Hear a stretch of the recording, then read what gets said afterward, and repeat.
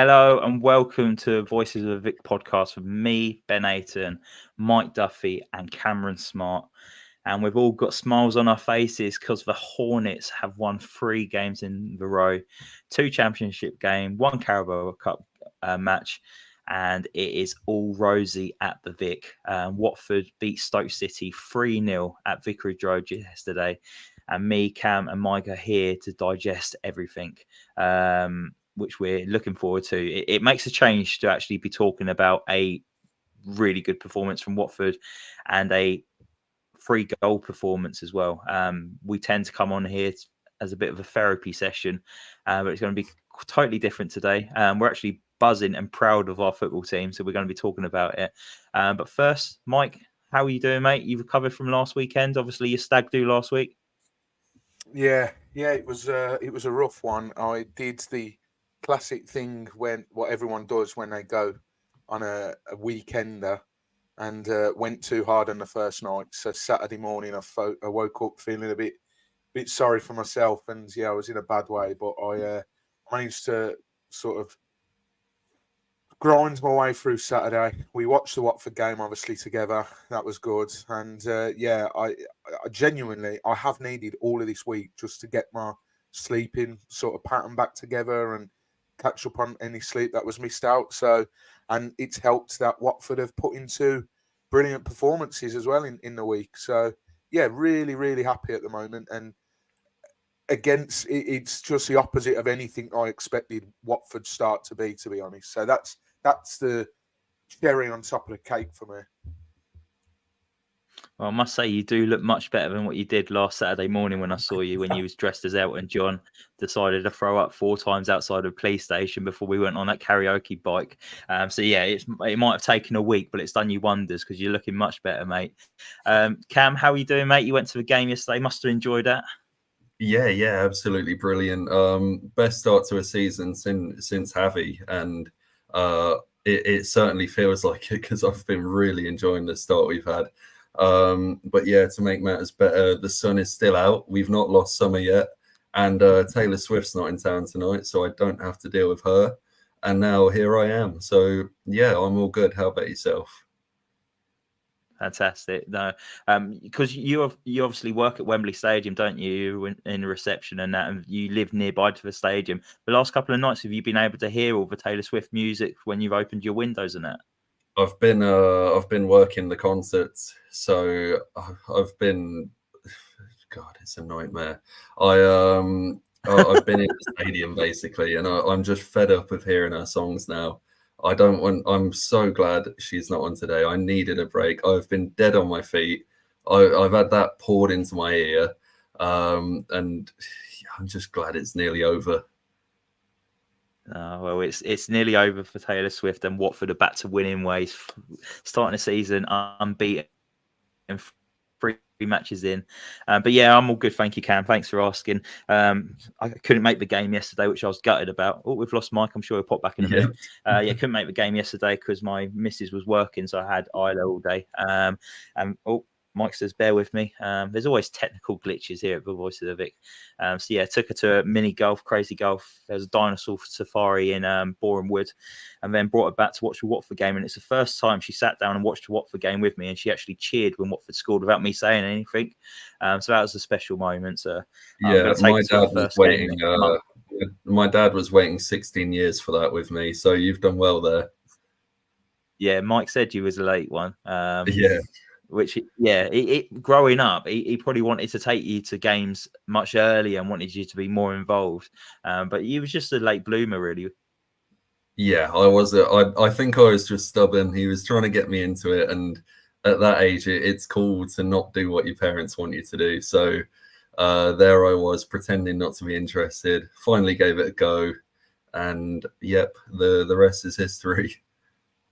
Well, to be fair, it was a long old trek for you guys as well, so that probably put you off a little bit.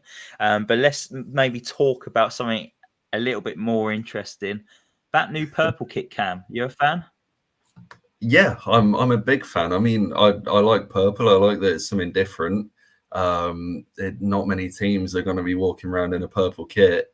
It's I think they said it's something Watford have never done before, and Yeah, I just like the uniqueness of it.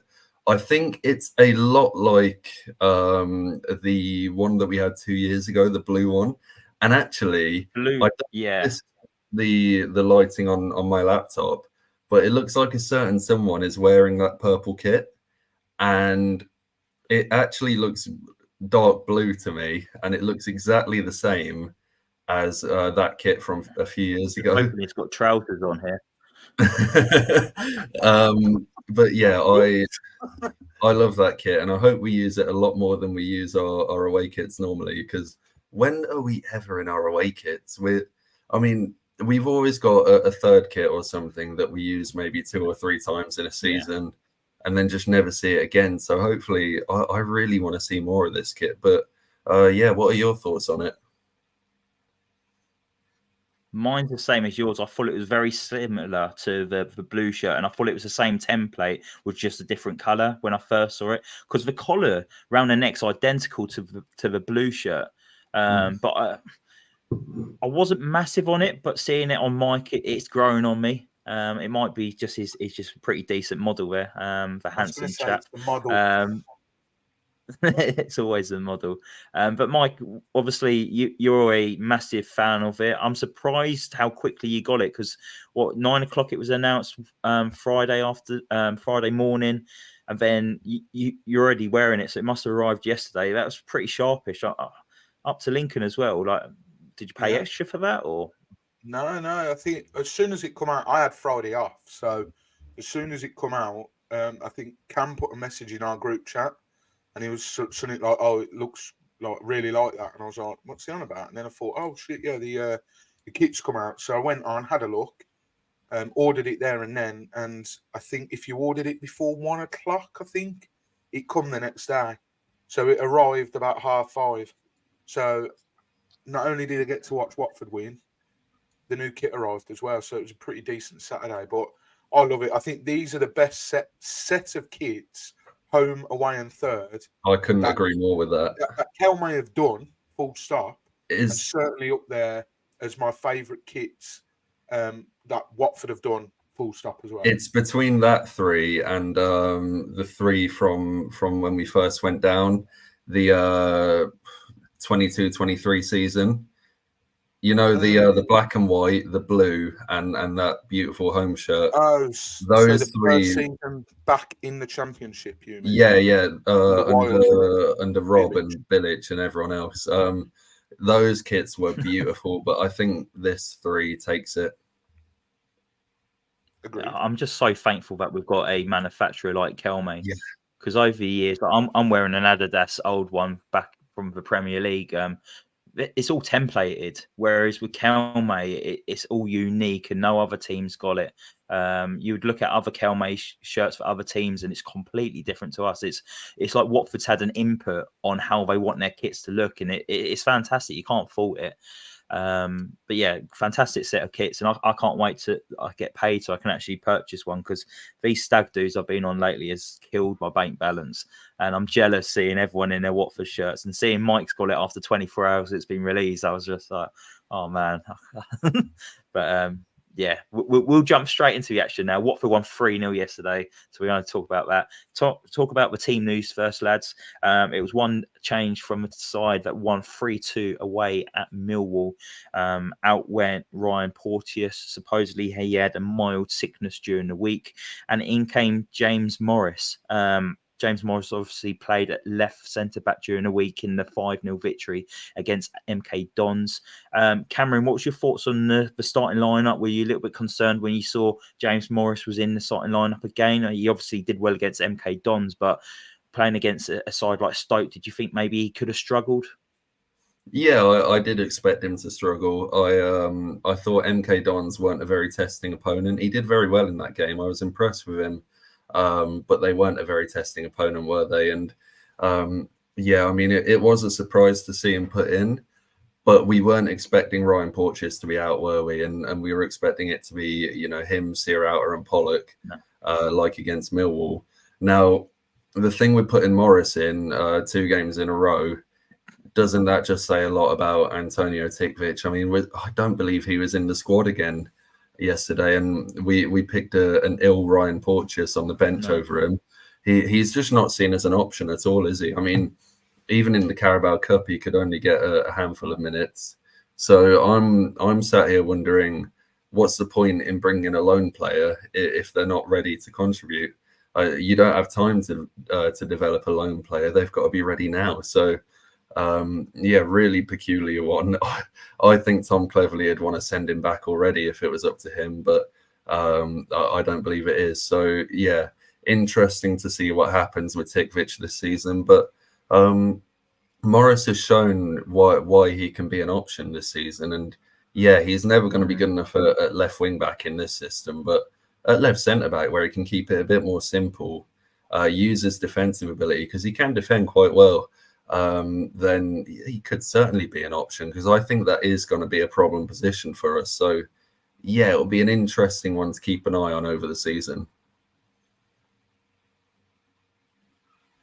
Yeah, I think he slotted in really well, and he kept things simple, and he didn't overcomplicate it. And the main thing was that he added to the balance of that side. Having that left-footed centre half into the team helped us play quicker out from the back. And I don't think he put a foot wrong yesterday, Mike. I was really impressed with James Morris. Yeah, I think I echo what Cam said, really. He come into that MK Dons game and he did really well. And yeah, that's all great and whatnot, but it was against lower league opposition. And then when I saw his name on the team sheet for yesterday, I thought, oh, okay, let's see how he fares. But do you know what? For me, he did his job. I don't know.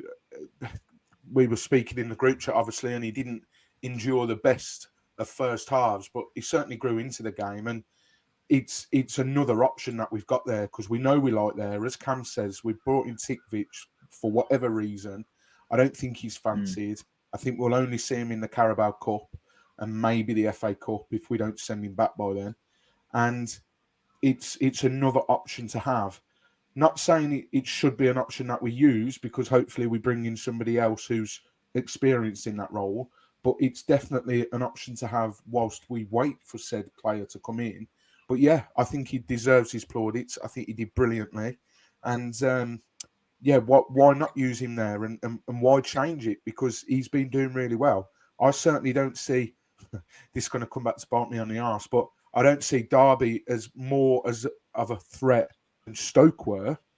And if he can put up a fight like he did against Stoke, then I don't see it being an issue against Derby. So I'd keep him there for the time being, definitely until we bring in that defender that Clev reckons that we're sort of close to signing. So yeah, very, very impressed.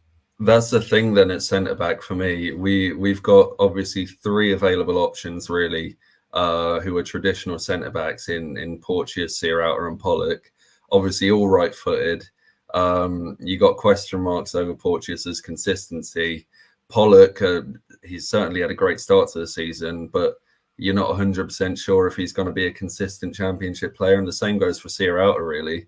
So the question I'd want to ask is, who does play there from now on? Because we do need a lefty in there. Is James Morris really the man going forwards? Is he going to start there? Is he going to bench Ryan Porteous when he's back from this illness? Then what do you think? I personally think when Porto's fit and well, I think he'll come back in purely for the experience. I think Tom would rather that than having a left-footed James Morris in the side who would add to the balance. I think he would rather the experience. And yeah, he's done well against MK Dons. He's done fantastic against Stoke yesterday, but coming against maybe stronger oppositions, like we're away to Sheffield United soon, I'll probably want Porto in that back line ahead of James Morris. He did great when... The thing is, yesterday we was attacking quite a lot, so it probably helped James Morris's game. If we was on the back foot all game and we was defending, you might have seen him struggle a little bit. So I think it played to his strengths yesterday. Question for both of you though: with the starting lineup, were you a bit surprised to see maybe no Tom Ince being included after his hat trick midweek? I know Cam, you're not massive on Kayembe, but you think he's not done great in the number 10 role, although he has scored 3 goals this season. Yeah, I don't have a sorry. Just to caveat what Ben just said. Sorry Yeah. to interrupt there. I take your point absolutely, Ben, about you maybe thinking Porto should come back in because of the experience. But I take that point and I raise you the fact of what happened yesterday with Ngakia on that left-hand side and being brought off at half-time. And I don't think it was because he was having a bad game as such. I just think it was because it was so obvious that we needed a left footer on that side, because every time Ngakia got forward and into space, which he did a lot, he was having to cut back on his right, and he doesn't have a left foot. So I do wonder whether that would be in the back of the mind. Yes, the experience is there 100% with Porto, and I absolutely against the stronger teams in the league. But at the same time, you do need that left footer, especially in a back three, to have that balance, because sooner or later we're going to get caught out. If we've got 3 right footers in that back three, we're going to get caught out. So it is going to be interesting to see what happens with Morris at the back there. But sorry, Cam, continue with. No, I mean, I just want to build on that actually, because is it Porteous that you drop out of the 3? And would you drop him over Sierralta? No, I think Ben was saying he'd bring Porto back in, so it'd Right. be Porto, Pollock, and Sierralta. Yeah, I know, but you want to keep Morris in, don't you? I would keep Morris in personally. Are you keeping Porteous on the bench? I think it's. I think so. Listen, I had my doubts about Sierralta, and I can't remember what game it was now. It might have even been one of the pre-season games where I just said he looks miles off the pace, and he looks a shadow of the player he was. But to be fair, so far he's not put a foot wrong. Touch wood, that continues. But we know what strengths he's got, so I'd be a bit reluctant to drop Francisco because of that. Whereas we know Porteous has got a hiccup in his game.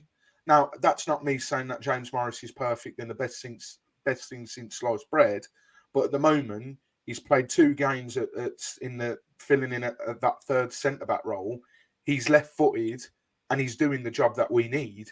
So for the time being, until he cocks up, I would be happy to continue playing him. And if that does happen and he does have a few bad games, Porto's not a bad replacement to come in. But for what it's worth, that's what I think, and that's what I'd like. But that's what I'd like. But I think he will bring Porto back in just for the experience. Yeah, that's interesting. I don't disagree. But Ben, I'll just go to what you said about Edo then, because you're right. I do have quite a strong opinion about Edo Kayembe, and I think we have a bit of a problem there in that we've got Edo's going to be a bit of a goal machine in that position. I think play him there, and you know, when you get him further forward, you get the best out of his ball striking ability and his sort of instincts in the box. Since Valerian Ismail started using him further forward last season, he's actually scored quite a few goals, and I think did he get 4 or 5 last season? And he's already on 3, so he's on about 7 or 8 goals for Watford, all of which in the last 2 seasons. Now, I agree that get him further forward and he will get more goals, but he just doesn't look comfortable to me in that number 10 role. I was surprised to see Tommins left on the bench after the hat-trick in midweek. I think he's much better suited to the number 10 role. And Edo he looked quite uncomfortable against Millwall. I thought he struggled in the first half against Stoke, and he only really came into it after we'd sort of made it 2-0 and the pressure was off. There was a lot more space in that area. And to be fair to Edo, he really thrived when the game state became, you know, a little bit more chaotic. And yeah, like I said, a lot more space for him because he uses his body well. And he gets shots off well. But my problem with him is he just takes too long to release the ball. And in that position, when it's 0-0, you're not going to get a lot of space, are you? You're not going to have time to take 4, 5, 6 touches and then pick out who you want. And then my other thing is, I don't think he's forward thinking enough. A lot of the time in the first half in particular, he had runners ahead of him. He had Ngakia, Chakvetadze, Andrews making runs ahead of him. And he just did not even think to play them in. and instead, take 4 or 5 touches and go backwards. So it's a bit of a problem for me. I don't think Edo suits the role, but I just don't know where you do play him in this system. And if he is going to keep scoring goals like that, he is going to be quite fun. But I bring you back to Mileta Rajovic, who, as we know, scores plenty of goals. But are we really a better team with him there? I'm not 100% sure. So we'll see. I'm in no way comparing Kayembe to Rajovic. I think Kayembe is a much better player, and he's a useful championship player, and he can have an impact on games. But I just think we have a little bit of a problem in that right number 10 position. Yeah, you can't fault his willingness, his strength on the ball as well, the physicality. Him, Sissoko, and Tom Delly yesterday we outpowered Stoke in that middle, and I think that's where we won the game. I think we overpowered them and bullied them. We haven't bullied many teams that have came to Vicarage Road, and I thought Kayembe was quite good with that, but especially Moussa Sissoko, I thought it was incredible. And I've got to hold my hands up here for a couple of players where when Sissoko was signed, I thought, why are we going back? I wasn't too keen on the signings. I thought his legs was probably gone. Would he be as good in a championship? First 2 games that he's played competitively for Watford, I think he's been fantastic in both games. Can he keep it up for the rest of the season? I think the jury's out. We saw how Livermore started the season well, and then he may be tired. But I do think that Sissoko's built a bit different to Livermore, and is a bit more athletic. So hopefully he can endure the long season that what a championship's got. But I think he was absolutely fantastic yesterday. And Mike, what's your thoughts on the partnership between Tom Dele-Bashiru and Sissoko? At the moment, they look like they've got a good understanding. Tom Dele's the one who's going to the centre backs to collect the ball, and then Sissoko's the one just rallying the troops and just covering every blade of grass and using his physicality to bully the opposition. How do you think that pairing's getting on so far? Really well, and it's good to see there's a clear understanding of what their jobs are, because that's what you want when you've got that midfield too.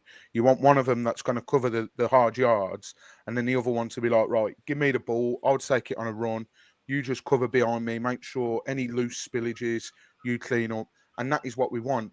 Now, granted, Tom Dele-Bashiru had a good game yesterday, but I think he was at the forefront of good things we were doing and bad things we were doing, because a couple of times he got caught with the ball at his feet, and he was also guilty of maybe holding onto it a little bit too long. But then other times he'd do stuff and you'd think, this is the Dele-Bashiru that was so highly tipped, and you can see why he was at Man City as a kid for all them years. But yeah, the understanding that them two have got. I mean, Sissoko, he reminded me of Livermore in the sense of he gets to things that you don't think he's going to get to, and he's just able to cut out passages of play, and it's like, how on earth has he done that? And yeah, it's really good to see. So, I am very surprised as well at how Sissoko started. I didn't think he was going to start as well as he has, but if that's what he's going to bring, keep him in. Don't change it for all I care. And you make a really good point, Ben. That midfield battle was really good yesterday, and that especially surprises me and delights me, because when I spoke to Ben from the Stoke podcast that we spoke to in the week, he was saying that they won their first game against Coventry because they bullied that midfield and they won the midfield battle. So when you're hearing things like that, and you know how we are against physical sides in the past, you start to worry a bit. Look at Millwall for the past however many years. So it's really good that we won that midfield battle that they won last week against a very good Coventry side as well, who I'd tip for promotion. Granted, that's not a given, because I said Birmingham would go up last season and they're in fucking League One now. So, but yeah, it's really good to see. And I think a couple of people have said it in the comments already. Matt says it here about the team, the pressing, and that comes from everyone on that pitch, the understanding of how Cleves wants to play, and that midfield with Cleves in charge, they will get the extra love in because Clevs was a midfielder, obviously, and yeah, I'm really liking the way that we're ticking at the moment, and yeah, we could be in for an exciting season, dare I say. That I'm not saying promotion or anything, but a better season than we thought. Let's put it that way. Cam, are we seeing a Watford team mirrored to how Tom Cleverley played his football? It's tough. I mean, I'd say so actually. Yeah, he played with a lot of aggression, with intensity, and he wasn't the most technically gifted, was he? And yeah, I suppose it does sort of mirror that. It's what I love about it, right? And also what I hate about modern football. Everyone wants to play sort of, we're gonna just pass it around, and one of our better players is eventually going to score, and then you're never going to get the ball off us, so we can't concede. That's what we've been subjected to at Vicarage Road for however many years now. Vladimirovic and everyone since then. That's the football they've all been playing. And last season was the very worst version of it under Valerian Ismail. It was absolutely dire, and we just needed we needed to freshen up completely. And we've got that in Tom Cleverley. We saw it at the back end of last season. It was night and day between him and Ismail. Willing to go long, winning the knockdowns, and counter-attacking from there. Just when do we ever see a Watford team create so much space when they're attacking? It's all lethargic normally, and it's we're just not able to find anyone in room. We're not able to build any attacks, and we don't look threatening in the slightest. But now this is the most creative Watford team, the most inventive Watford team, and just the most exciting Watford team since Javi Gracia's won. It's an absolute joy to watch, and it's the exact kind of football that we should be watching. Not the Man City stuff that everyone's trying to do. I really do not understand the appeal of all that, but yeah, it's absolutely brilliant to see everyone buying into to what Tom wants us to do. Yeah, one stat that we got from Joe, who's watching tonight, from Voice of the Vic member, he gave us in the WhatsApp group yesterday. Watford have had 58 shots on goals in the last 3 matches. So it just shows the difference that we're performing under Tom Cleverley than we were last season under Val. And another comparison of as how we've changed our style of play. Under Val, we'd get the 1 goal and then we'd sit back. We wouldn't go again. Whereas yesterday, we've got the 1 goal. We've got the 2nd goal in quick succession. And then we weren't happy with a 2. We actually went and looked for a 3rd. And then you saw that with MK Dons midweek as well. We could have easily sat 2-0 at half time and came out and just knocked it about. But the instruction is to keep going, keep building, get those goals. It's going to give you confidence. The more goals you get, the more confidence you've got. And that's what we're seeing from this Tom Cleverley side. And it's so refreshing to see. Mike, first half, I think we were strong. I think Stoke maybe started better. They had that first chance in the first minute. Good save from Daniel Batman. But then after about 15 minutes till half time, I thought we just bullied them. Probably had a lot of possession. Maybe a bit too many long distance shots. But first half managed the game well. Went in half time 0-0. Yeah. I thought we played all right on the whole of the first half. I think yesterday, the first half we may be lacking that sort of cutting edge in the final third, and I was worried that was going to be a problem of ours this season. And look, it still can. We've got 44 games left, so there's still plenty of time for Watford to be Watford here. But it did worry me a little bit in that first half. We were getting in the spaces, but we just weren't finding that final piece to the jigsaw. And it was, I thought Ryan Andrews, I think, was it Cam a minute ago, said about the space that we have when we attack. Ryan Andrews had the Freedom Hertfordshire over on that right-hand side a lot of the time yesterday. And it's really good to see.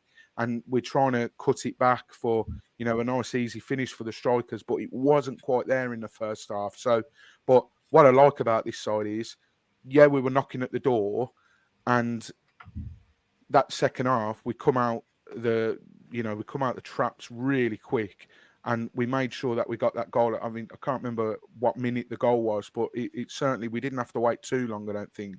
So, we keep going and keep going, whereas previous seasons, well, especially last season, Val might have looked at that and thought, do you know what?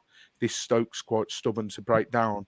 We'll take the draw and we'll sit back a little bit and let them come on to us. Whereas, no, this ruthlessness from Clevs that he's got in this team keeps going. And I firmly believe a lot of that stems from him being coached by Sir Alex Ferguson. I really do. He has that sort of dynamic about him, and the way that he comes across in his interviews as well. He's very, very well respected ex-professional. You only have to look at, I remember when he retired and he announced his retirement, you look at his Instagram and some of the names that were congratulating him on a career. So he's clearly very well respected. He's had a lot of advice, I've no doubt, from behind the scenes when he got the job. So, he's not short on giving a few big names a call if he's stuck or after some advice. And I firmly believe, I'm really hoping Potso do back him, because I firmly believe we have got one hell of a head coach in our hands, hopefully. Yeah, I think everyone's saying it. I think everyone's believing in it. Everyone's on board with Tom Cleverley, and every fan that's supporting Watford wants to see Tom Cleverley get backed, because if we're seeing what he can do with a shoestring squad, he's not really brought many players in. Imagine what he can do with a few more additions. We're seeing what he's done with the current crop of players. Majority of these were all here the last couple of seasons, but he's made us play like a team now. We've not had a team for 5-6 years. Tom Cleverley's installed that, and it's refreshing to see. Tom Cleverley was asked at the end of the game by Andrew French what he said at half time, and he said that the game was there for the taking. The lads did exactly that. I said, if you really want to grab the game by the scruff of the neck, it's there for you. And they certainly did that, didn't they? It didn't take them too long to get that opening goal. And it was, again, Georgie finding Ryan Andrews in acres of space on the right-hand side. Andrews cutting in on his left foot, getting a shot away. There was Kayembe. I thought there was a hint of offside when I watched from home. But thankfully, the linesman's flag was still down. But fantastic response. And that's exactly what you want when you come out from the second half, isn't it, Cam? Yeah, and I think the biggest difference between the first and the second half was when we had a player like Andrews in acres of space, we were playing the ball directly to his feet every time in the first half. And it sort of slows down and kills your counter-attacks, and it doesn't really give him, the momentum to carry the ball forward. Whereas in the second half, it felt like every time we played the ball to someone in space, it was ahead of them, and it was well weighted, and it allowed them to take a good first touch and carry it forwards. And that's exactly what you see here. It's a perfect ball to Andrews. And something I really liked about Andrews as well is he wasn't just willing to go around the outside of his man. He was switching it up, and he was cutting inside a few times onto his left foot. And actually, he seems to have a decent strike on that left foot as well. We saw it against Millwall as well. And we saw it yesterday against Stoke. And maybe slightly questionable goalkeeping, but it's brilliant instincts from Edo to pounce on that. And maybe Edo is the number 9 that we've been missing, because he seemed to come to life in the box a number of times yesterday. So that could be the solution to our problem with him, maybe. But really brilliant start to the half, and exactly what you need just to settle the nerves early on. Definitely, and I must say, I forgot as well, half-time, one change to the team. Jeremy Ngakia came off, and Larouci came on for his league debut for Watford. Mike, nothing that Jeremy Ngakia did wrong. He did a solid job, but Larouci just gives you that intensity, doesn't he? And that pace, and that's what maybe Ngakia doesn't provide to the team. And straight away, impact from Larouci, wasn't there? Yeah, and I don't think necessarily it's anything bad on Ngakia's part. As you said, I think he's very talented. I think he gets a lot of stick, and he's a better player than a lot of people give him credit for. But I think as well, it was probably just for the simple fact that we needed a left footer on that side, because the amount of times that Ngakia was through, and like I said earlier, he had to cut over onto his right, and it can slow the attack down. So having someone naturally left-footed that is going to get forward, I mean, no doubt, Ben, you're thinking this when you're watching Larouci. It's chalk and cheese between him and Jamal Lewis. It's exactly everything we wanted Lewis to be like. Yeah. I mean, granted, we saw a couple of times his defensive defensive skills, but there was one chance, I think, one time on the edge of the box, Stoke come forward and he got a foot in, and I thought, bloody hell, he's timed that really well, and it was a really good nick off their player actually. But he wasn't tested that much, and that's a credit to Watford as a whole. But going forward, and especially in that wing-back role, he is something else. He's what we've been after, and he's every time he gets a ball, he's going forward. None of this get the ball, stop, have a look around. Can I go back? Can I go sideways? Every time he wants to get forward, and he's cutting in on that byline. And you know what? I think give him a run of games. I think we might see a few penalties given this season. Him and Barr both do it. They'll get the ball, run down that byline, and try and cut it across. And like I say, I think a few defenders will trip up a couple of times against them this season, and then we'll get to see the answer to Cam's question to Tom Dele-Bashiru as to who our penalty taker is this season. But yeah, really impressed by Larouci. I must admit, when I spoke to Nick from the Sheffield United Way podcast, I wasn't exactly left purring. I was left a little bit worried that, okay, what have we signed there? But credit goes to the recruitment team, and it's not often I say that recently. But he looks to be good so far, but still early days. But so far, so good. Yeah, really impressed with Larouci. Completely changed the game when he come on. It's been a positive start, hasn't it? But like we've done in previous years of hosting this podcast, Mike, we do have a tendency of getting too carried away after a good performance in the first couple of games. So we're not going to get too carried away, but it's a promising start. And you probably echo all of that that's been said there, Cam. Larouci, good start so far. Good debut against MK Dons, threatening straight away. Good assists. And then yesterday he took off from where he left off Tuesday night. Yeah, exactly that. And I mean, you mentioned Tuesday night, that assist that he got on his debut, obviously, just great bit of skill, and then perfectly weighted pass to Kwadwo Bar. Now, I'd hate to hammer Jamal Lewis anymore, but you would never see him do anything like that. The pass would be backwards, the skill would have never happened, and we probably would have drawn the game 0-0. So it's brilliant to see such a good attacking left back in the team. It's been a problem for how long now?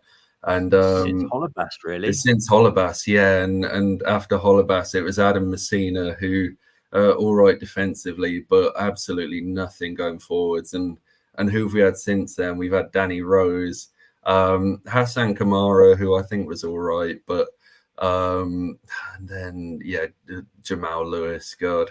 So we deserve to finally have a decent player in that position, and he looks really fun. He looks like a great addition. Willing to take people on every time he gets in the position to, not afraid to have a shot, and he gets in the box really well, and you see that for the second goal actually, which I'm sure you're about to get onto. But yeah, it's really, really nice to see such a positive player. I think he's going to get a lot of bums off seats. He's going to bring a lot of entertainment. Obviously, we've not seen too much defensive work from him yet. Obviously, he's against the opponents that he's been up against, but I'm sure that'll come in the games that will be upcoming soon. But promising start from Yasser Larouci. But that second goal, Mike, it was Ryan Andrews' fourth, following up quick from a rebound and getting it underneath the goalkeeper, Victor Johansson, who we was all craving about, and we still do all right. Stoke obviously beat a queue of clubs that wanted his signature in the summer from Rotherham, but tidy finish from Ryan Andrews, and he's got a knack of scoring goals for Watford, hasn't he? It's obviously, this will be his second full season, and he's on 4 goals already. He's a promising star, isn't he, for Watford? Yeah, he really is. And you mentioned Johansson there. I mean, I said to Ben in the podcast when I spoke to him, the preview for Stoke, I said that's one of the steals of the transfer window, because I really do. I don't understand, and no disrespect to Stoke, I don't understand how they won the race to get him, to be honest. But to be honest, I think a couple of goals yesterday, he could have done a lot better on, and he seems to have a bit of a stinker when he comes to Vicarage Road, because when he come here last year, he conceded 5. So, and Rajovic scored 2 of them. So that says everything you need to know. But no, look, Andrews is a breath of fresh air, and I like to me that Val. I don't know what Val was thinking. There must have been a fallout, or he just mustn't have fancied him, because you seen what he can sort of possess. And I know me and Cam have spoke previously about the whole Ngakia and Andrews debate, but I think wingback suits Andrews a lot more. He's definitely that mould where going forward, he's a lot better going forward than he is defensively, I think personally. And like I say, that wing-back role suits him very, very much. So I think we're going to see a lot of assists from Ryan. And I think we're going to see a few goals added to his game as well. And he's obviously already made a few appearances for England under 20s. So I wouldn't be surprised to see him continue that with the England youth setup. And look, who knows, if he continues this rich vein of form, who knows who'll be sniffing around him, and he might get a Premier League move. So I'm really happy for Ryan, because, like I say, he endured a bit of a tough time last season under Val, and whatever happened. But we're starting to see him flourish in that role now, and I'm delighted for him. And I think he cemented that right wing back spot down. I really do. Just quickly as well, thank you everyone for watching tonight. Really do appreciate it. If you don't mind just having a quick hit on that subscribe button for us, or if you're listening on the podcast, hit that follow button as well. Trying to get the Voices of Vic to grow as much as possible this season, and try and help us grow, which would be much appreciated. I think on Spotify now you can leave comments as well, so give that a go to see if we actually can see the comments back for you, because I've been listening to a few podcasts of other people lately, and I've been able to see comments as well. So give it a go today, and we'll get back to you next week if it's actually worked. Warwick Bird has left a comment saying, spoke to Ryan yesterday in Hospitality Suite. He said the players are buzzing on the training ground with Clevs. And I think it's coming across, isn't it? I think they're all enjoying their football at the moment under Tom Cleverley. And I think it obviously helps that they know him as well personally, because he's been in and around the club for a long time now. Cam, there was so close to being a spectacular goal for Matty Pollock yesterday. Talk to me about that bicycle kick. Oh, I don't know about close. were you sat in the Rookery? I'm normally sat in the Rookery, but I watched it at home. Yeah, that's right.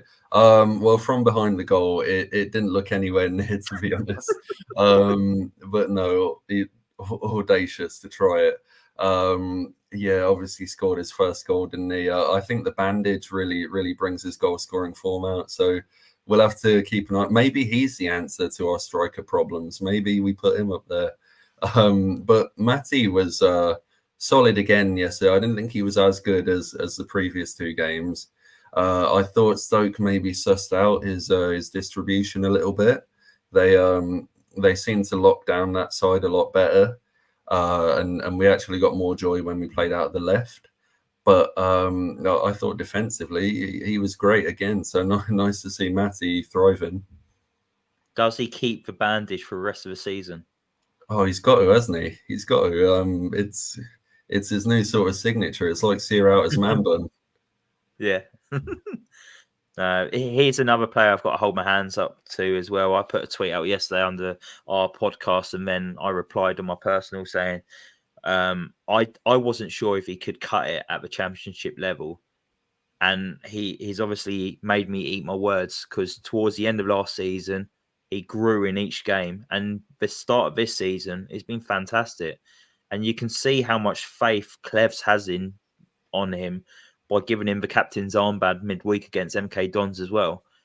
He really rates him, and you can see his leadership skills is coming out onto the pitch now as well, which is absolutely fantastic. And he just seems to be growing with confidence now, Mike, isn't he?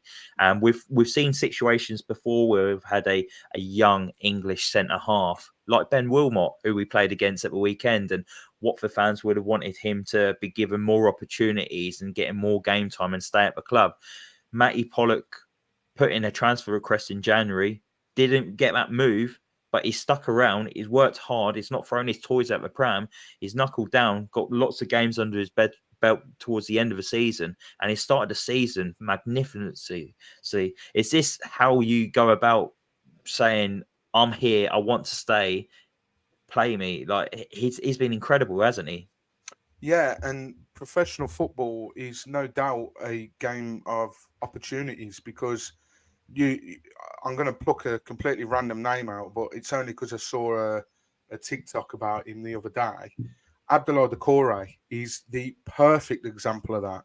We were getting ready to ship him out on loan. He come on because of an injury, and the rest is history, as I say. And Matty Pollock, he got in last season under Val, I think, again, because of injuries at the back. I can't really remember. And it seemed like every game we played, we got a clean sheet with Matty Pollock. So, yeah, credit to him. He's knuckled down. He's worked hard. Klebs obviously knows what he's about. He's has he played with him? I don't know if he has played with him, has he? I think they just missed each other. Because Klebs, they were actually together. But did Pollock make his debut? Was that the Millwall game? The famous Millwall game. Yeah. I can't remember if that was his debut, but cleverly got injured in August that season.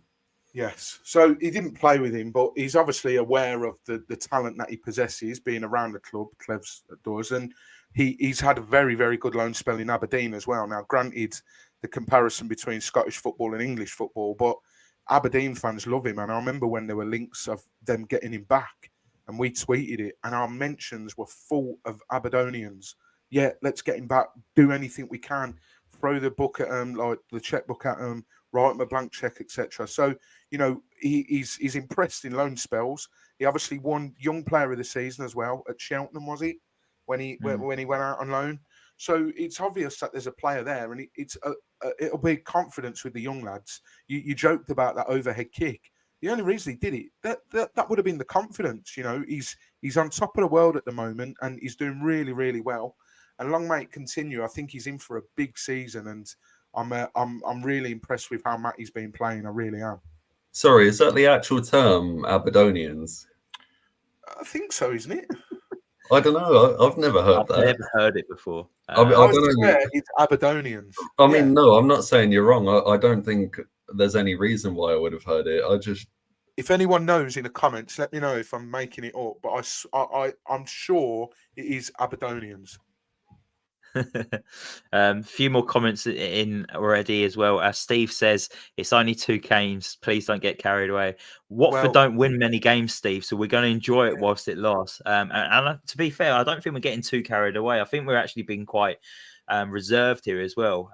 We've been quite critical on some things as well, and we're saying we're not going to get too carried away. Same with our assessment of Yasser Larouci earlier. So yeah, definitely not getting too carried away. We enjoy our team winning. Yeah, no, we've Steve says he's actually loving it, though. Techie, thank you for watching as well. Great win and performance from Hornets. Listening from Romania, where the weather is as hot as the Hornets right now. Romania, we've hit Romania, Mike. Thank you for watching tonight, Techie. Really appreciate it. I hope you're enjoying the weather out in Romania. I don't think I could deal with the heat out there. I struggle in the UK, let alone anywhere else. It's hot enough in Blackpool. Blackpool was quite warm, weren't it? To be fair, wasn't it? Feeling it when we were cycling on that karaoke bike, mate. I don't know about you, but yeah, no, I was going to say something, but it would have been probably snippeted, and I was going to listen to it for the rest of my life, but I'm not going to go there. Cam, I know you're probably dying to talk about our number 8, and it's Georgie Chakvetadze. He was superb again yesterday. Fantastic against Millwall. I think he upped his game yesterday against Stoke. Heavily involved with the 3rd goal with his ball out onto the right-hand side to Kayembe. He's suiting this 10 role down to a T, isn't he? We spoke about Kayembe struggling in it, but this role is made for Georgie. Absolutely. I think that was far and away his best game in a Watford shirt. He's just phenomenal. The way whenever he gets on the ball, the first thing he does is turn and face the opposition. And he just drives, and when he drives, you cannot stop him. The moment he's one-on-one with you, he's going past you on his right foot, no matter what, and there is nothing anyone can do about it. It is really good to see, and his final ball it is incredible every time. It's on the money. I think he's going to get more goals this season. That's something I certainly would have liked to see from him. I don't think he had enough shots compared to what he could have had. But yeah, it's just really nice to see him step up. And I'll make a bold claim and say he, at this rate, would get in the championship team of the season if he plays like this every week. And I think he is capable of playing like this every week. I don't think that's too out of the question. So if we can see him do this, I mean, he's going to single-handedly drag us up the table if he has to. Just such a joy to watch. And actually, I'll make another bold claim. I think he has the potential to be one of the most exciting Watford players that we've seen in the Pozzo era. I don't think that's bold. I think you're up there with that. One thing I want to say though, is he playing a bit too well before the end of a transfer window? Is he going to generate interest? I know this is worrying Tom Cleverley, and he was getting asked questions in pre-season about this, Mike. I wouldn't rule out interest from other clubs. Are you a little bit worried about this? Yeah, of course. But at the same time, it's good that, you know, we're talking about this because it means that the players are playing well and it's going to work in our benefit as well. But, you know, there's no doubt would have been interest from the Euros. Georgia had a very good Euros, not just Georgie, but Georgia as a country. And, you know, I think a couple of their players have been linked with big moves off the back of it as well. But, yeah, there is always that worry that if you play too well, someone's going to come in last minute and try and get him. But I think the worry as well at the moment is the fact that we're not reinvesting that money. If it was a case of we're selling these players and reinvesting, it wouldn't be so bad. But you worry that if he goes, like we've said with previous players, Asprilla, who would we bring a suitable replacement in, and probably not is the answer. So that does worry me a little bit. But just to add on what Cam said, he was everywhere yesterday, and every time he got the ball, I just thought he's going to do something here. He's going to create, and I'm probably going to steal a stat that you've written down here, Ben. But it was actually the first time yesterday he created 7 chances. And that's the second most in the league match by a Watford player on up the record since 2013-14. And only Gerard Deulofeu against Arsenal in that 2-2 game, I think it was, September 2019. Yeah, I don't want to think about that game. And that was 8. So literally every time he got the ball, I thought, you know, you said earlier, Ben, gets bums off seats. Reminds me a bit like when Forestieri used to get the ball. You'd be like, right, here we go. Yeah. Strap yourselves in. What's he going to do? But yeah, really, really impressed. And he had the Stoke players on strings yesterday, and it was brilliant to see. And long may it continue, because with him in the side, we're going to create a hell of a lot more. And it makes you wonder if we get a competent number 9 that can finish. You got Georgie Chakvetadze behind him. What is going to happen and what could they be capable of? And I think I'd just like to add, what's also impressive is that we're able to get him on the ball so easily, aren't we? Yeah. Against Millwall, between those lines, isn't he? Really? Yeah, nice. Exactly. Against Millwall, it was because we were winning the ball back on the right, and we were passing it around to the left very quickly, and it was so effective. But yesterday, it was we were winning it on the left, and like I said earlier, Stoke seemed to have locked down that right-hand side, maybe because of Matty Pollock's passing ability. And we were able to just get the ball to Chakvetadze so easily down the left. And like I said earlier, every time he got it, he turned. And what I love about this system as well is that the wing-backs are always in space. He's always either got the left wing-back or the right wing-back, and he always finds them, no problem. So... yeah, he's going to be a joy to watch, and I don't think I think the only person who's not going to enjoy watching him is Rocco Vata, unfortunately, because the kid looks very, very talented, and he should be starting for us, I think, based on his ability, but he's not going to get in the team over Chakvetadze, is he? No, no way at all. But there's a spot maybe next to Georgie that he might be able to operate in. But I know Tom said during the midweek that he's not going to throw these youngsters in straight away. They're going to have to wait and bide their time. And Tom and his coaching staff are trying to help develop these players. And I think they want to get them right and ready physically and mentally before they throw them into league actions. And I think it was good seeing Quadro Bar yesterday, Mike, as well. Obviously, same as Matty, he's been sent out on loan numerous times, and he's came back and he's hungry. And he's another one who wants to be here, and he wants the minutes on the pitch. And he's another one who's very focused on getting the ball forward quickly, and he's very just one-dimensional, isn't he? Really, he's just first thoughts just get forward, and it's refreshing to see. And he's a strong old boy as well. Yeah. I don't know about sending him on loan. I think they might have locked him in the gym because he's come back and he's absolutely stacked, isn't he? And do you know what? If he wants to do that, then that's absolutely fine because it adds to his game. I think a chap in here, one of the comments said earlier about Bar, about starting him, I think it was. And it's good to see that he's gone away. He's worked on his physicality, a bit like when João Pedro, not quite as big as João Pedro, but when Pedro's not that big. I mean, when Pedro had that first season in the Championship, he come back and he put some weight on and bulked up a little bit, and it added to his game. So.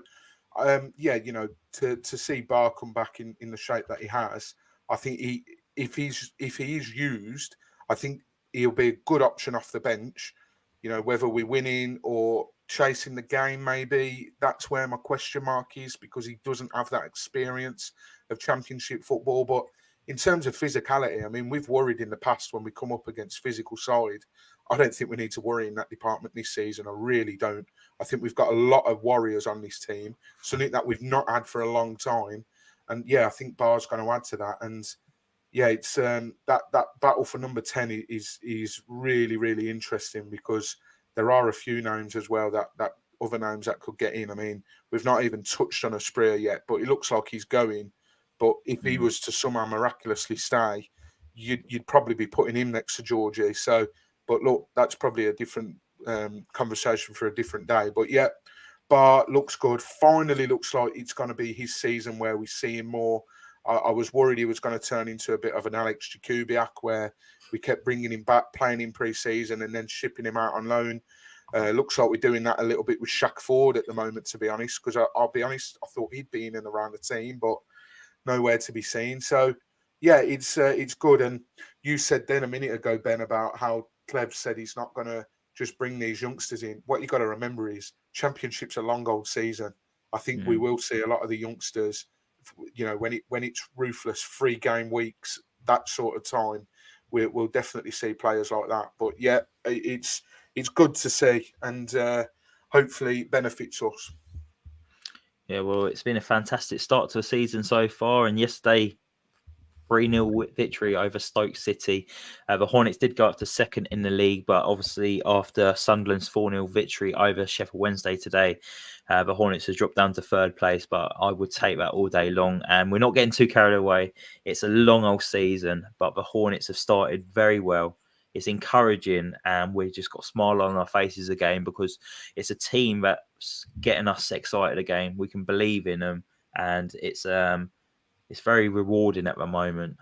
We're being entertained. They're putting in 110% with each performance, and that's all we ask for, being Watford fans.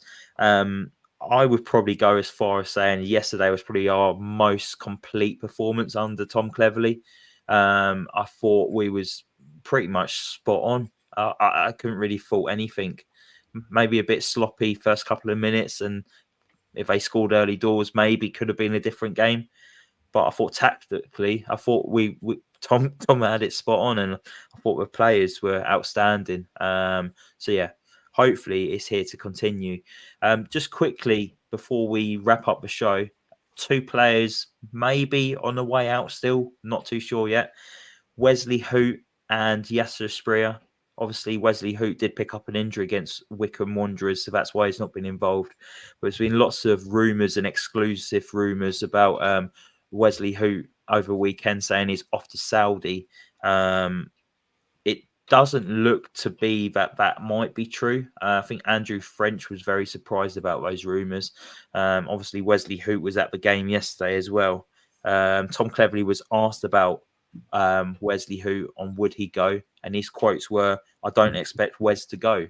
Who knows? An offer might come in that Watford deem acceptable because he's in his last year of his contract, but it might change. But at the moment, Cleverly thinks that Hoot's going to stay. And as for Yasser Asprilla, the quotes was, Yasser is a fantastic player and is going to attract attention, and he expects him to leave this transfer window. So it looks like maybe Wesley Hoot to stay and Yasser Asprilla to leave. Cam, what's your thoughts on those two?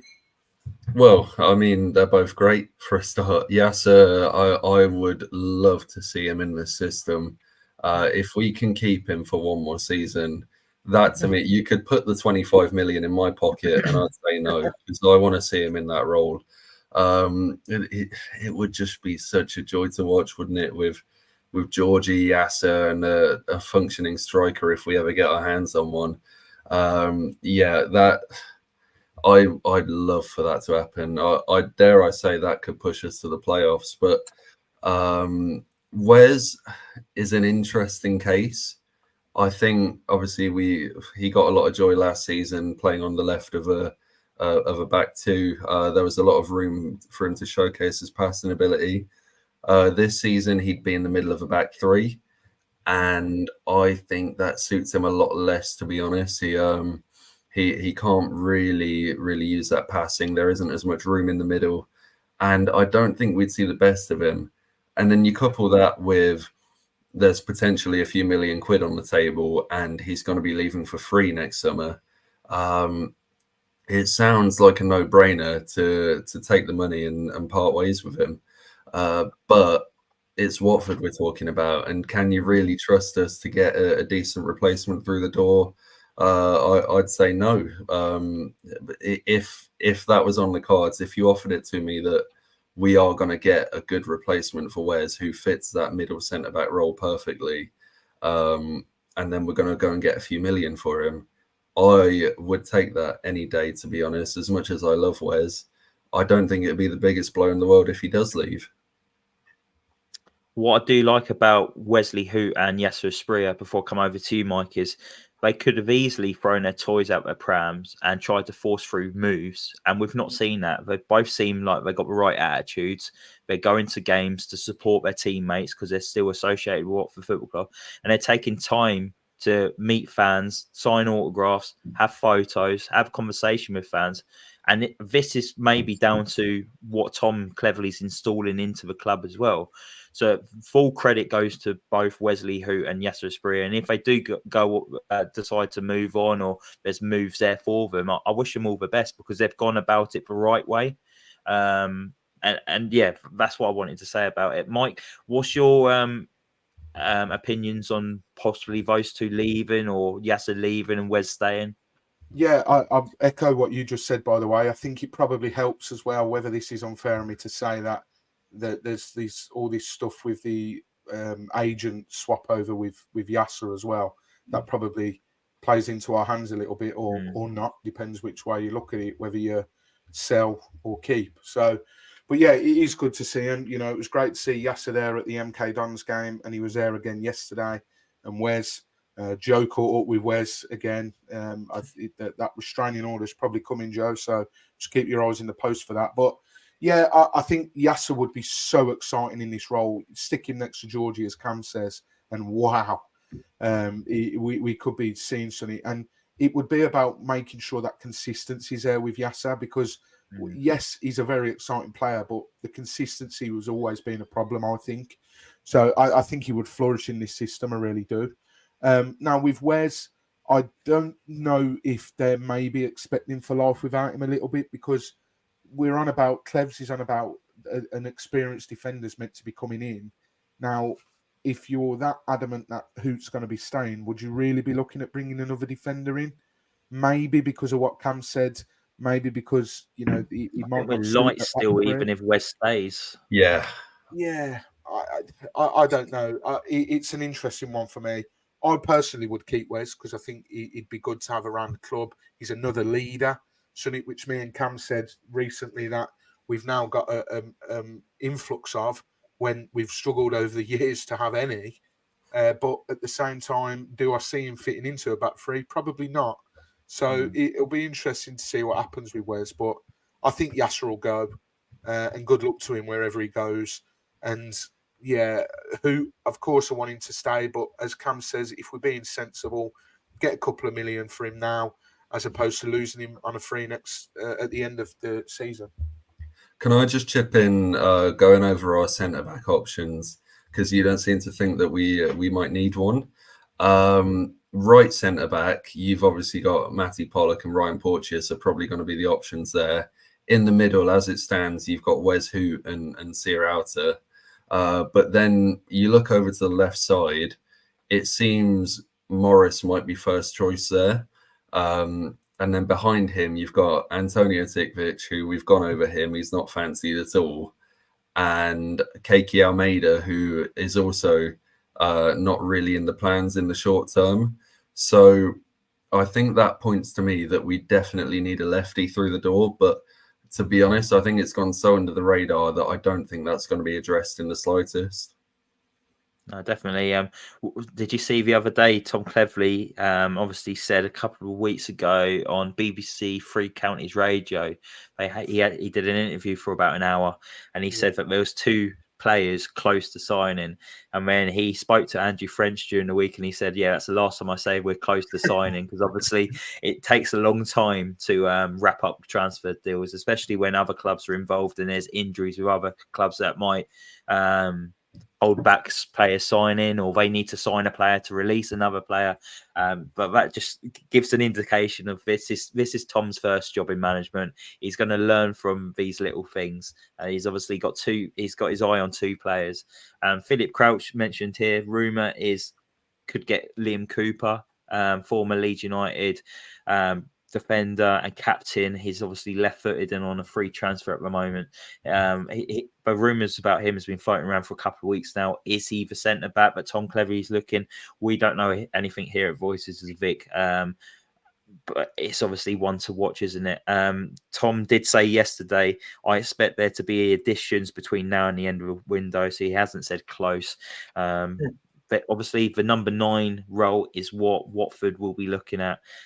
Two names that have been rumoured lately is Daniel Jefferson of Bournemouth, recently joined Bournemouth from Sheffield United, and also Ali Al-Hamadi of Ipswich Town. He was at AFC Wimbledon until January last year, and then moved to Ipswich and got 4 goals for them in their promotion season. Any of those two exciting for you, both of you? Would you rather one over the other? I'll come to Mike first. Yeah, I think me and Cam are probably going to have the same answer. The Al-Hamadi, 100%. He come on yesterday, actually. Granted, it wasn't for long. The first Iraqi to play in the Premier League, and his journey's quite an incredible one. So hats off to him. But yeah, Al-Hamadi would be my shout. Can't say that I'm too enthralled by the Jebison one. I don't think he did great things in the Championship, because I'm sure he's played in the Championship before. He has, but he was like 17, 18. Yeah. So, that bit of unknown, whereas we know Al-Hamadi, he was so highly touted when Ipswich brought him in, and he did well for Ipswich in the short time he was there in the Championship. So 100% for me. I mean, in fact, Ben, you told me about the Al-Hamadi links when we were on the stag do at the weekend. Yeah, because you got your phone taken away from you, didn't you? So Yeah, I had to tell you everything. Yeah. So when you told me, I was buzzing. I was like, fucking hell, Yeah. really? Like, we're going for him? And that does surprise me that we're in for a calibre of that player. So hopefully we can see it over the line. Obviously, it's taking a little bit longer.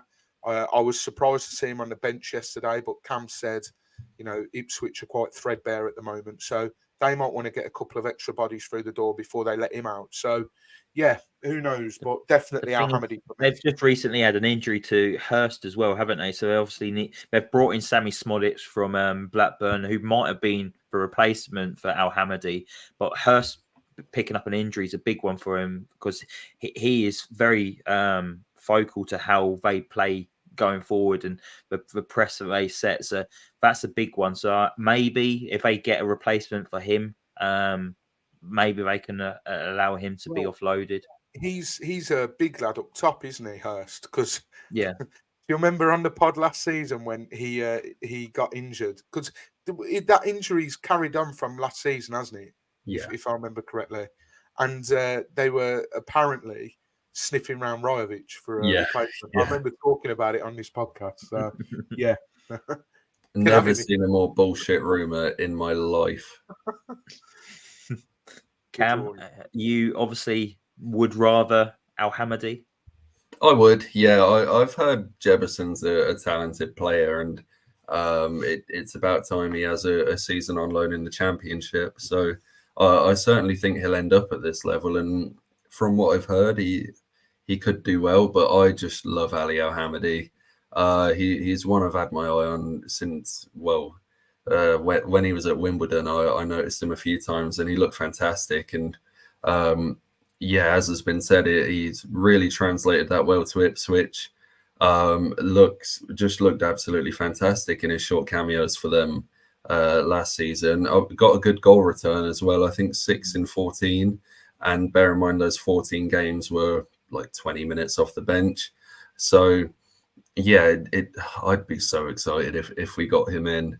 That would be one of the signings of the summer in the entire league, in my opinion. So yeah, I really, really hope we can get that done. And actually, they are Ipswich are sniffing around for Armando Broja, who we've also been linked with this summer. If you remember, a few months ago, we were apparently leading the race for him at one point. Like £20 million.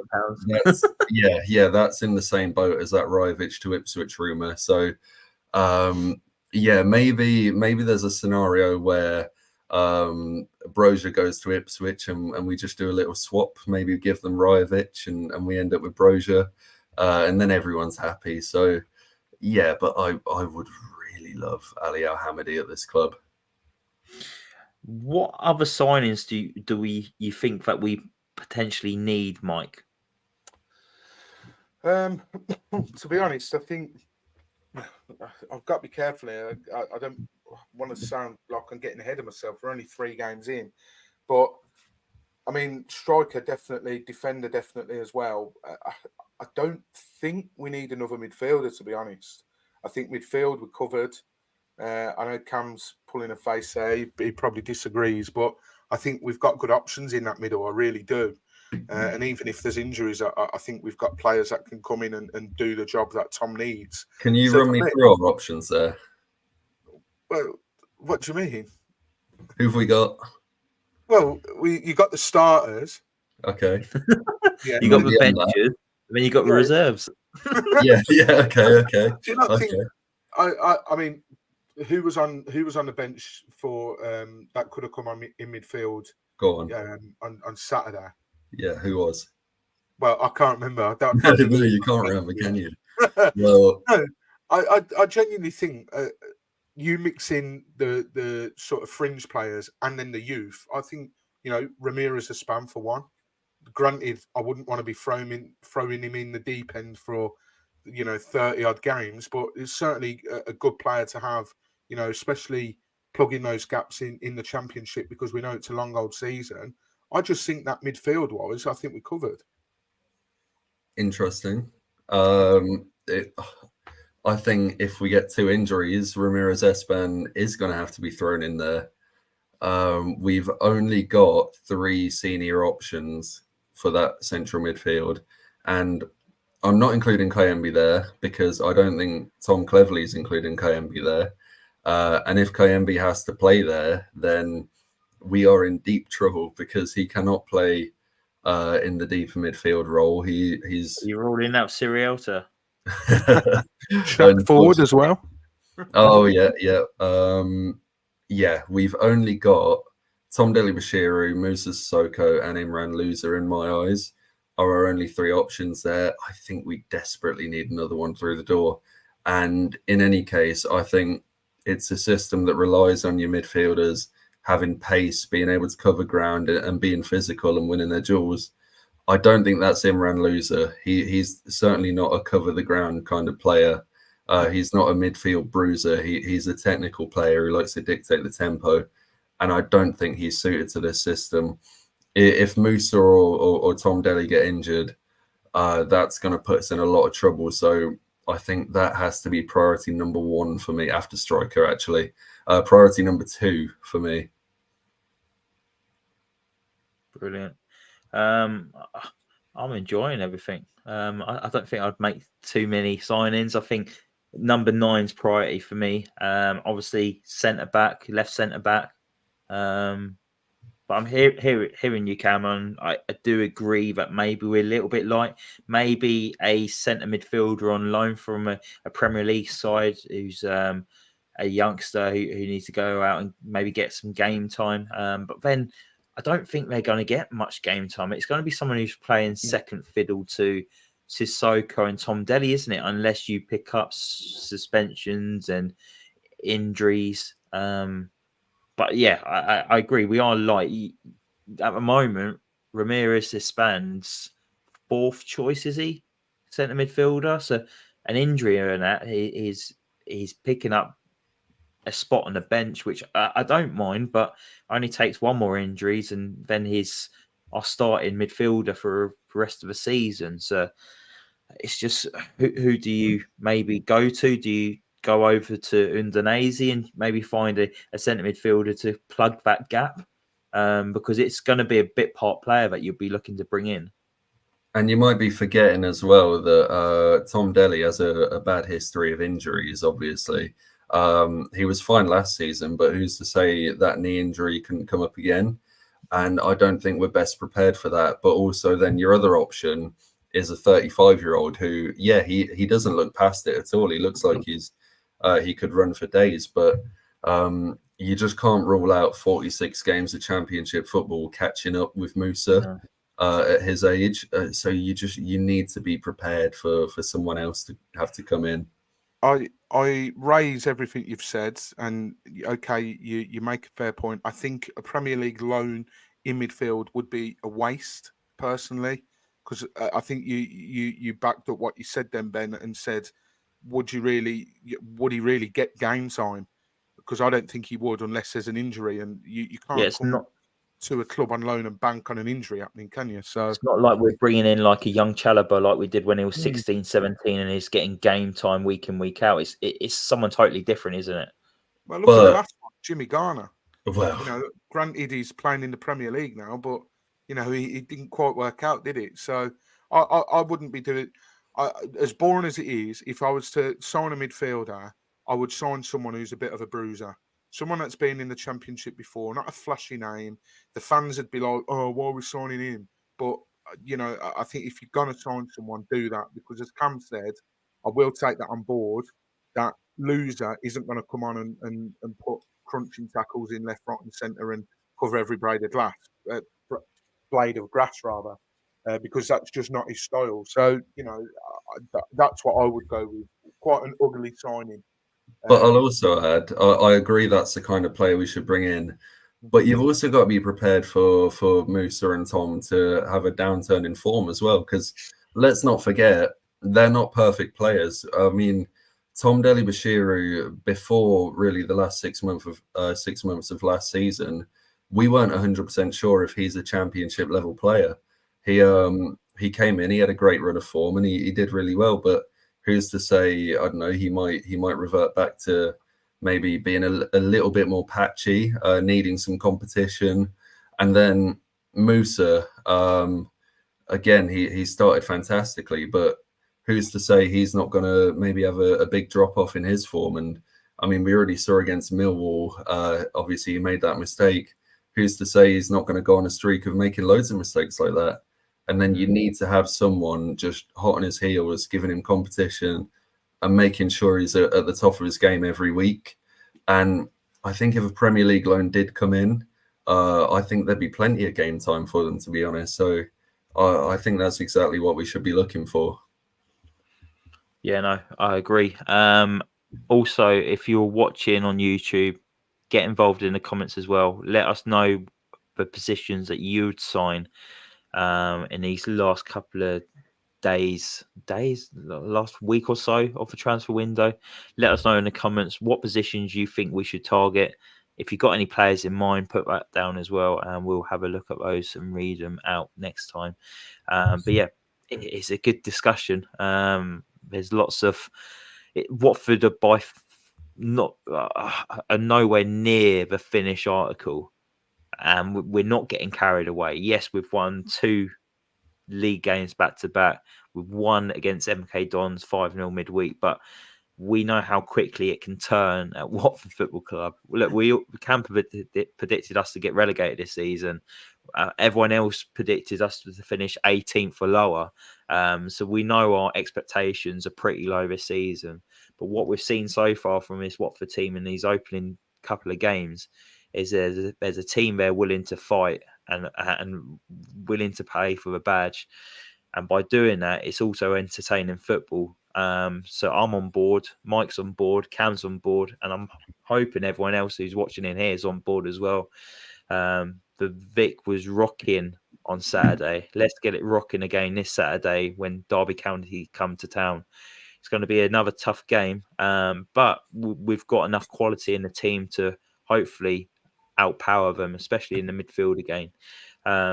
But thank you for watching tonight. Really do appreciate it. It's got some cracking numbers tonight. Thank you all for your comments as well. It doesn't go unnoticed. Make sure you hit those like buttons and the subscribe buttons on whatever platform you're watching or listening on. We'll be back during the week. I think me and Mike are speaking to a Derby County podcast on Wednesday to get a lowdown on how Derby County have started this season back in the Championship after their promotion from League One. And we'll be back on Sunday as well for a review of the Derby County game. Not Mike, he is off on his Holly Bobs once again, but we'll be back for sure anyway. So we'll see you all soon. Come on, you all.